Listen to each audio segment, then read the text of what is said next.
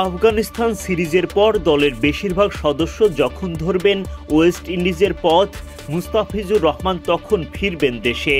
West Indies সিরিজে একটা ম্যাচও খেলা হবে না কাটার মাস্টারের। নভেম্বরের বাকিটা সময় এবং ডিসেম্বরেও জাতীয় দলের জার্সিতে দেখা যাবে না তাকে। ইতোমধ্যে বিসিবি বরাবর লম্বা এই ছুটির আবেদনও করেছেন মুস্তাফিজ। জানা গেছে গুরুত্ব বিবেচনায় পাশ হয়ে যাবে দাফিজের এই আবেদন। কিন্তু হঠাৎ কেন এত লম্বা ছুটিতে যাচ্ছেন কাটার মাস্টার?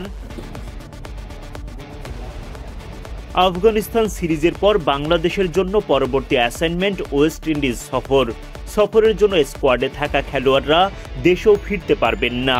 দুবাই থেকে চলে যাবেন ক্যারিবীয় দ্বীপে।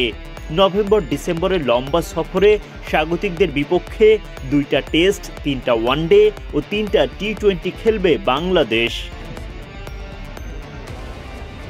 মুস্তাফিজুর রহমান আগে থেকে টেস্ট খেলেন না নিয়মিত। ওয়ার্কলোড ম্যানেজমেন্টের অংশ হিসেবে সাদা বলেই দলকে সেরাটা দেওয়ার লক্ষ্য তার। তবে এবার ওয়েস্ট ইন্ডিজে ওয়ানডে আর টি-20তেও দেখা যাবে না তাকে।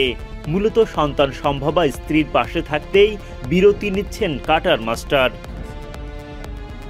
2019 সালে পারিবারিকভাবে ঢাকা বিশ্ববিদ্যালয়ের শিক্ষার্থী সামিয়া পারভিন শিমুর সাথে বিবাহ বন্ধনে আবদ্ধ হন মুস্তাফিজ।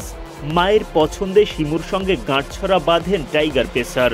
এবার মুস্তাফিজ শিমু জুটির ঘর আলো করে আসতে যাচ্ছে নতুন অতিথি।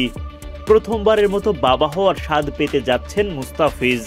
মা হওয়ার অপেক্ষায় থাকা স্ত্রীর পাশে থাকতেই কিনা সব ব্যস্ততাকে দিচ্ছেন ছুটি। টাইগার ক্রিকেট বোর্ড সবসময়ই খেলোয়াড়দের পারিবারিক জীবনকে অগ্রাধিকার দিয়ে থাকে। জানা গেছে তাই তো লম্বা সময়ের জন্য এই ছুটি পেতে যাচ্ছেন মুস্তাফিজ। ওয়েস্ট ইন্ডিজ সফরে ভক্তরা তাকে মিস করলেও সেটার মাঝেও থাকবে নতুন আনন্দ। এদিকে টাইগারদের ওয়েস্ট ইন্ডিজ সফরের শুরুতেই 15 নভেম্বর অনুষ্ঠিত হবে 4 দিনের একটা প্রস্তুতি ম্যাচ। সিরিজের প্রথম টেস্ট 22 নভেম্বর অ্যান্টিগায়। জামাইকাতে দ্বিতীয় টেস্ট শুরু 30 নভেম্বর।